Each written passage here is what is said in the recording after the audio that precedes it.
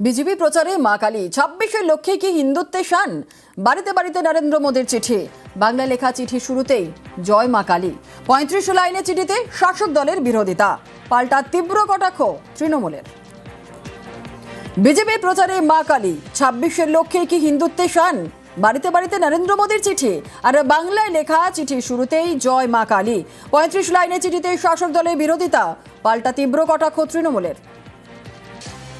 সব এলাকায় ওদের বিএলএ 2 দিতে পারিনি, নিয়ে যাবে কে? লোকটা কোথায়? জয় শ্রীরাম আর নেই, জয় মা কালীতে ফিরে এসছে। কেন্দ্রের বঞ্চনা, প্রতিহিংসা, সেগুলো নিয়ে একটি শব্দও নেই। যেহেতু খবর পেয়েছে যে তৃণমূলের ছেলেরা বাড়ি বাড়ি যাচ্ছে, ওদেরও শখ হয়েছে আমরাও বাড়ি বাড়ি যাব। দেখুন, আমরা তো কালীকে রামকে আগে থেকে ধরে আছি। তৃণমূল কংগ্রেসকে জিজ্ঞেস করুন, ওনারা কি আল্লাহ ছেড়ে কালী ধরেছেন? এখন আল্লাহতেই আছেন রেড রোডে। রাজ্য দখল হবে, কার জিতে হার হবে।